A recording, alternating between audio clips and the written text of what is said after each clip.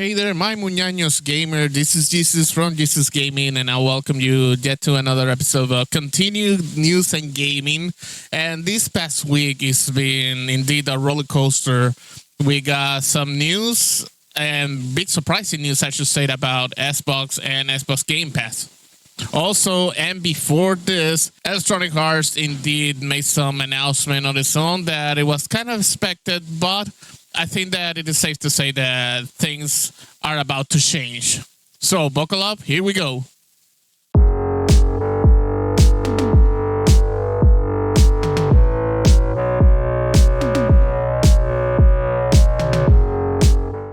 Electronic Arts, one of the most iconic names in gaming, has officially agreed to be acquired by a consortium led by Saudi Arabia Public Investment Fund, or the PIF, Silver Lake, and Affinity Partners in a record-breaking $55 billion in all-cash deal. The transaction, which valued Electronic Arts at $210 per share, a 25% premium over this unaffected stock price, marks the largest all-cash sponsor take-private investment in history. For many, this announcement feels like a seismic shift in the gaming industry. But for those who have followed Electronic Arts closely, it's less of a surprise and more of a long-anticipated outcome. Electronic Arts has been signaling for years that it was open to be acquired or merging with another major player in the gaming industry. The deal is a culmination of that strategy. So, in summary, the valuation is $55 billion enterprise value, a purchasing price of $210 per share in cash, or a 25% premium, in a consortium led by PIF, rolling over its existing 9.9% stake, Silver Lake, and Affinity Partners. The financing of $36 billion of that amount, it will be in an equity from the consortium, $20 billion in debt financed by JP Morgan. And the main question is, what about the leadership? For now, Electronic Arts will remain headquartered in Redwood City, California, with Andrew Wilson continuing as being its chief executive officer, with the closest timeline expected in the first quarter of fiscal year 27, pending regulatory and shareholders' approval. The consortium brings together deep pockets and global reach. The Public Investment Fund has been aggressively investing in gaming and esports as part of Saudi Arabia Vision 2030 diversification strategy, where the Saudi Kingdom foresee a possible future where the petroleum, oil, or gasoline will no longer be its main economic drive. Silver Lake has a long track record of backing technology and entertainment giants. Meanwhile, Affinity Partners, led by Jared Kushner, adds another layer of capital and political connectivity, which is kind of strange because his famous celebrity-in-chief father-in-law is not a big fan of video games, so this raises kind of a red flag and more about the political connectivity, which political always ruins everything. This deal didn't come out of nowhere. For years, Electronic Arts has been quietly, and sometimes not so quietly, positioning itself to open for consolidations. And this started with rumors in 2022 where reports surfaces that Electronic Arts explored a potential merger with NBC Universal and even held talks with Disney, Apple, and Amazon. While none of these deals materialized, they signal Electronic Arts' willingness to consider a future under a large umbrella. Industry consolidation pressures, of course, have been part of this history, as the gaming industry has been in a wave of mega deals, with Microsoft's $69 billion acquisition of Activision Blizzard King, Take-Two's purchase of Zynga, and Sony acquisition of Bungie and other studios. Electronic Arts, despite its size, risks being left behind if it didn't find a strategic partner. And part of Andrew Wilson, or Electronic Arts CEO's vision, he has long emphasized that the company's future lies in blending gaming with broader entertainment and sports ecosystem. To achieve that scale, EA needed to be either acquired aggressively or be acquired by a partner with deeper resources. In short, Electronic Arts has been preparing for this moment for years. The company's public openness to mergers was less about desperation and more about a strategic foresight. So why this deal matters? With $55 billion behind it, Electronic Arts can accelerate investments in new technologies like cloud gaming, artificial intelligence, drive content, and immersive sports experience. The influence in the public investment funds by Saudi Arabia's Prince in eSport and Silver Slake's tech portfolio opened doors for EA to expand beyond traditional gaming markets. Of course, the current franchises of Electronic Arts, including Sport FC, Maiden with NFL, Apex Legends, Battlefield, The Sims, Dragon Age, are all cultural touchstones. These deals ensure they'll be backed by long-term capital rather than short-term market pressures. And finally, this acquisition underscored that gaming is no longer just entertainment. It's a pillar of global media and technology strategy. I think the backstory in all this is an identity crisis for Electronic Arts. For decades, Electronic Arts has been both admired and criticized. It built some of the most successful franchises in gaming history, but also faced backlash for aggressive monetization, rush releases, and corporate culture. By the late 2010s, Electronic Arts was a paradoxical position, too big to be nimble, but not big enough to compete with tech giants entertainment in gaming. That's why Electronic Arts began floating the idea of a merger or acquisition. It isn't about survival, it was about a relevancy in a rapidly consolidating industry. The company recognized that the future of gaming will be shaped by ecosystem, not just individual publishers. So the speculation on what could come next, if the deal closes as expected, Electronic Arts will become a private company, free from the quarterly scrutiny of Wall Street. That could give Andrew Wilson and his team the breathing room to take bigger creative risks, or in a simple matter to say, they are no longer forced to explain what they are doing to investors. But it also raised questions. How would the public investment funds' growing influence in global gaming reshape the industry? Will Electronic Arts' culture and creative independence survive under new ownership? Could this trigger another wave of acquisition with companies like Ubisoft or Square Enix next in the line? Which actually, Square Enix was a long rumored to be Sony's and PlayStation next acquisition, but nothing has happened so far, and Square Enix actually abandoned his exclusivity deals and be more open to every platform they can reach to. But this is another topic for another episode. Electronic Arts' $55 billion acquisition is not just a business transaction. It's the culmination of a decade-long narrative. For years, Electronic Arts has been signaling that it wanted to be part of something bigger. Now it has found its partner. This deal cements Electronic Arts' place in the next era of gaming, where the lines between sport, entertainment, and interactive media blur into one. Whether fans cheers or groan, one thing is certain. The EA that emerged from this acquisition will not be the same company that once proudly stood as the world's largest independent publisher, and it remains to see if this will be for the better. It is incredible to say that we are coming from one of the most aspiring things that Xbox did with their presence in the Tokyo Game Show, where they actually acknowledged that they want to be as broad and accessible as possible, with the main influence on trying to reach better the Japanese market. And in contrast, this past week, we found out that Xbox Game Pass will have some important changes, and reactions did not wait. So Microsoft just dropped a bombshell with Xbox Game Pass, completely revamping their subscription services. And folks, you're going to want to sit down for the prices change. This is a massive shakeup, so let's break down each new tier so you know exactly what you're getting for your money. And formerly known as the Xbox Game Pass Core, now called the Essential. With $9.99 per month, you get 50-plus games on Xbox console, PC, and supported device, which is an improvement from the 20 selected games that you will receive.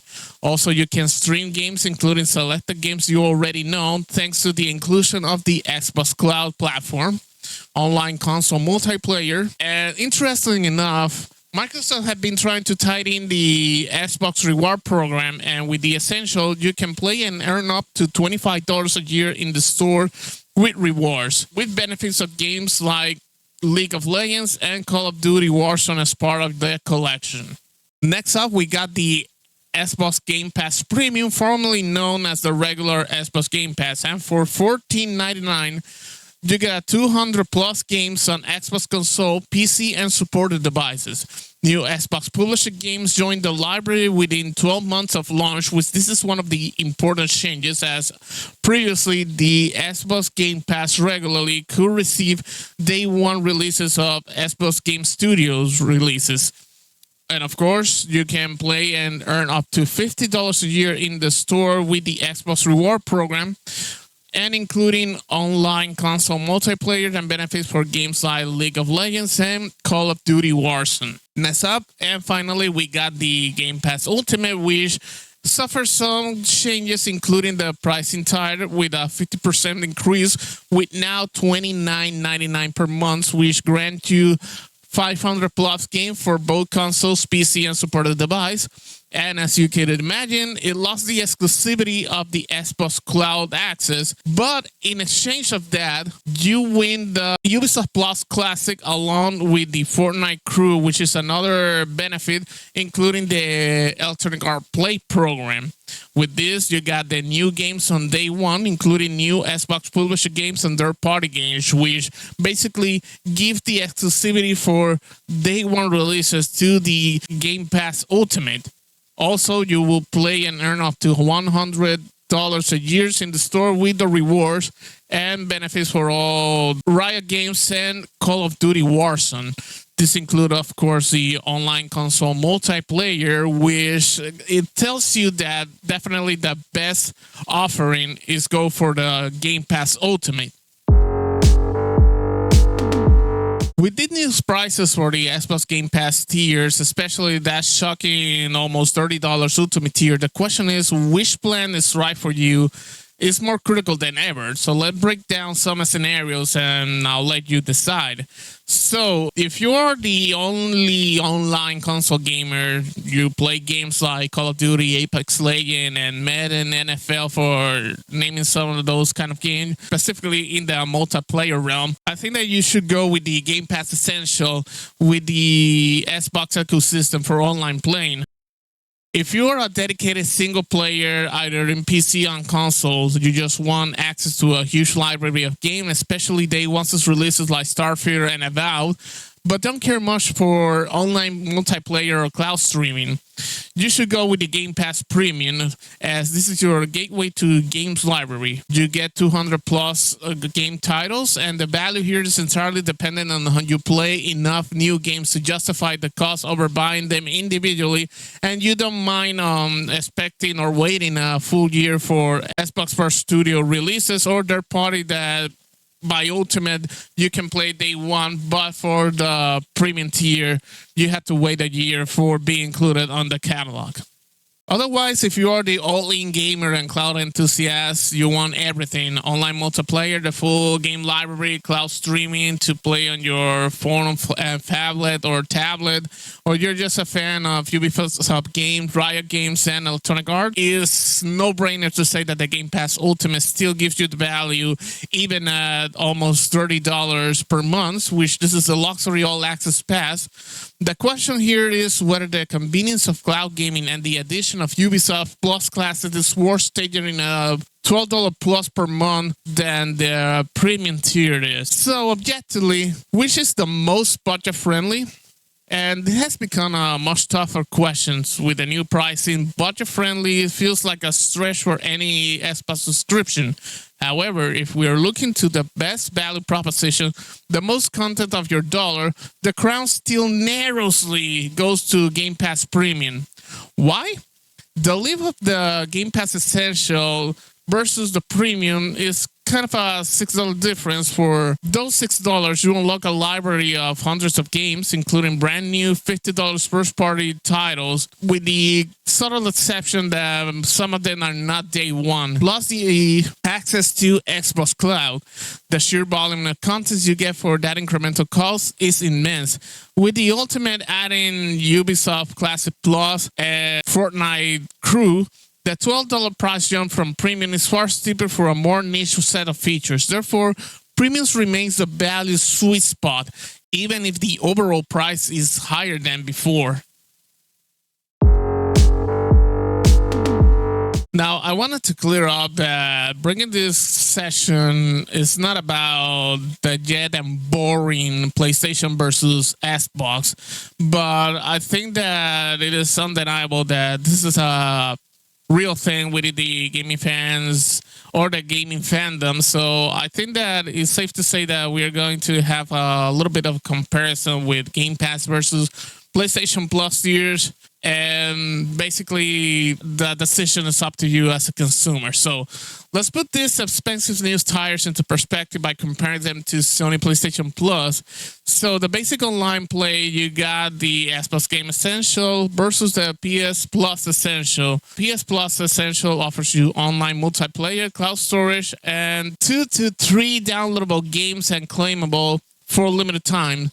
And after you claim it, the games becomes accessible as long as you maintain your PlayStation Plus subscription. So in comparison, this is a blowout victory for PS Plus Essential, no doubt. While being at the same prices, and if you have been kind of the OGs of the PlayStation Plus Essential, you already build up a quite collection of games. So I think that new gamers might probably not see this as a big difference, but for some reason, PlayStation Plus Essential can really have you build up quite the catalog, but the advantage with the Xbox Game Pass Essential is that you already have 50 plus access to games. So it's kind of the perspective between classical players or players that had been since day one of the PS Plus, and maybe it's kind of hard to compare if you're just starting out with video games. So this brings us to tier 2 of comparison with the Xbox Game Pass Premium and the PS Plus Extra.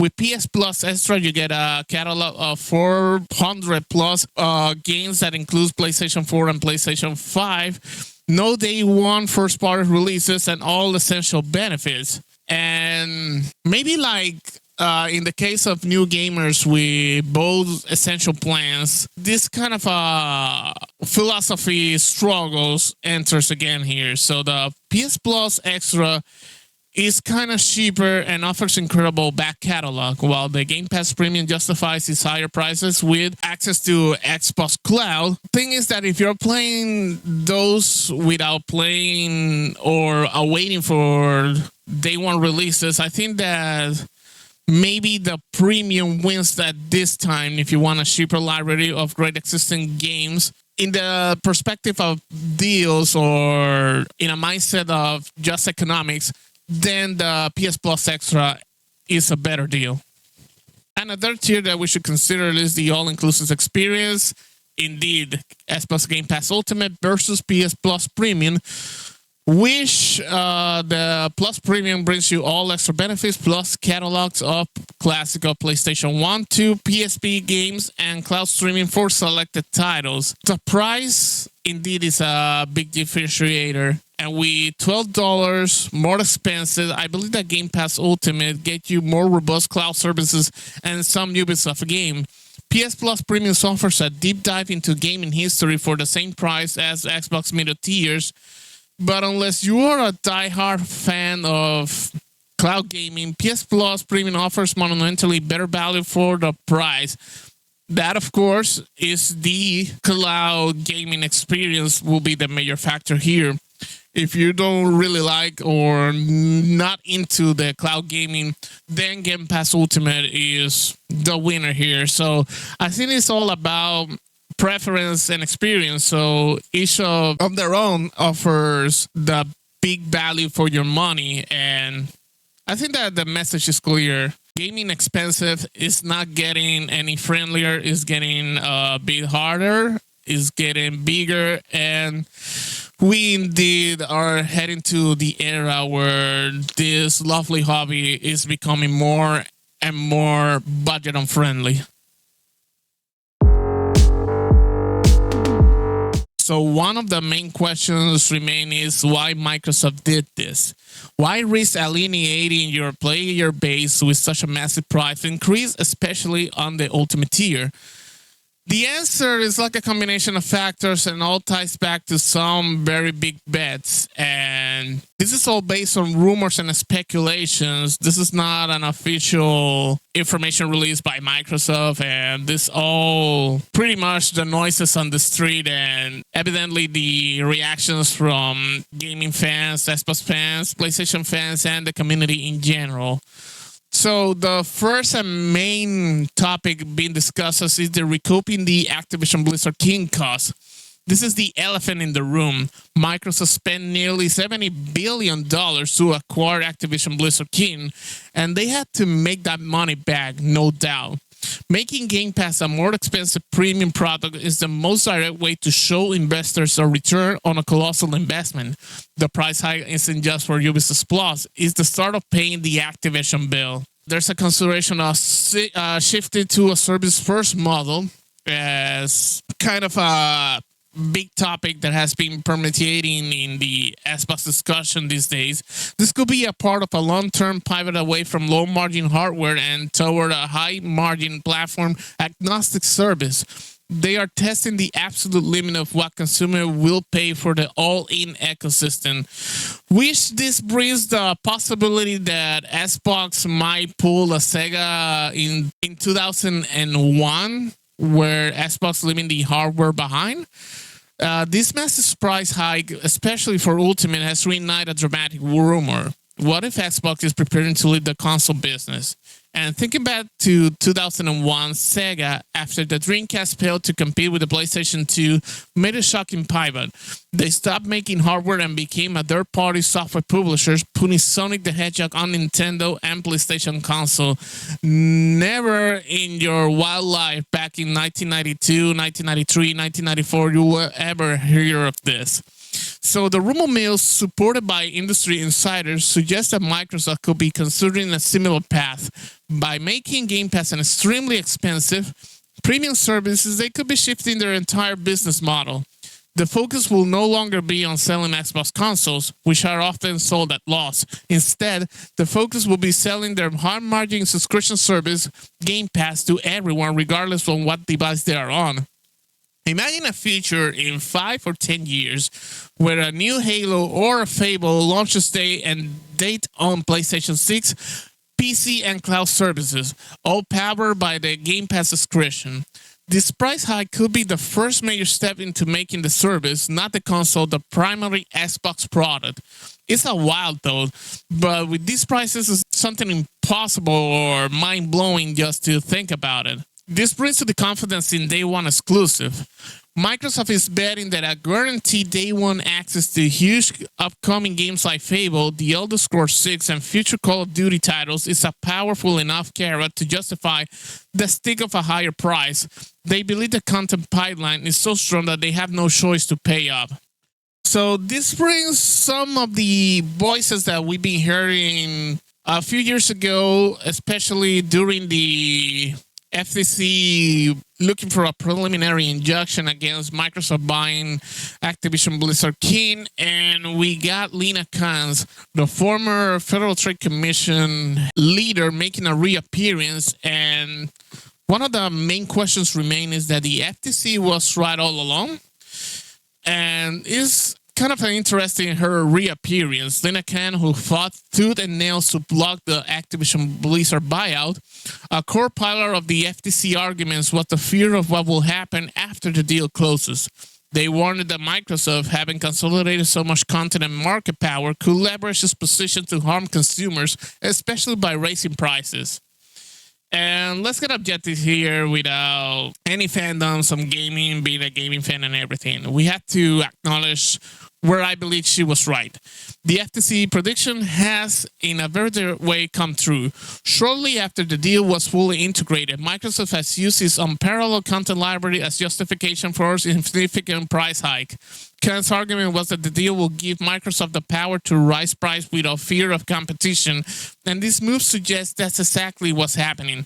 The concern was never just about Call of Duty exclusivity, it was about subscription price, where it was obvious that she got it wrong is the case of the FTC legal argument ultimately failed because they couldn't convince the court that they would cause enough immediate, irreversible harm to competition to warrant blocking the merger. The courts essentially bet that market forces could keep Microsoft in check. And I would like to add that focusing on cloud gaming was not the correct or should have not been the only path that the FTC should have followed. So this brings us on what could happen in the future.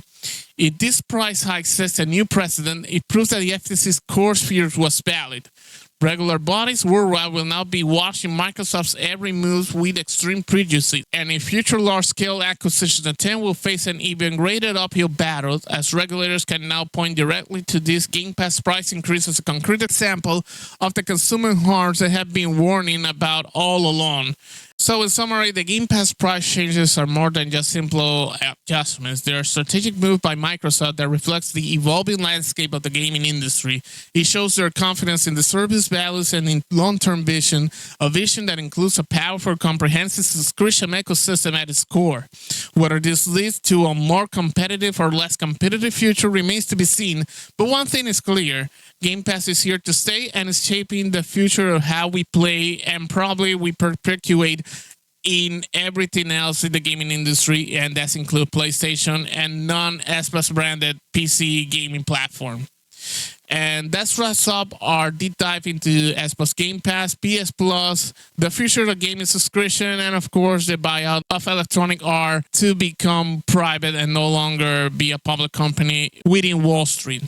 So let me know in the comment, what do you think about the new Game Pass tiers? Would you be switching, or about the EA buyout? What are your expectations and what you hope that this could bring for EA in the future?